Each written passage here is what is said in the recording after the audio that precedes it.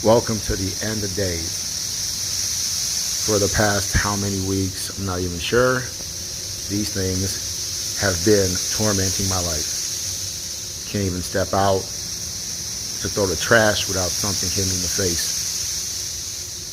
Apparently, these are the two types of breeds, the 13-year and the 17-year cicadas. Now, I just cannot wait for these things to just go away. And I am going to start doing my research to find out what places in the country do not have cicada problems.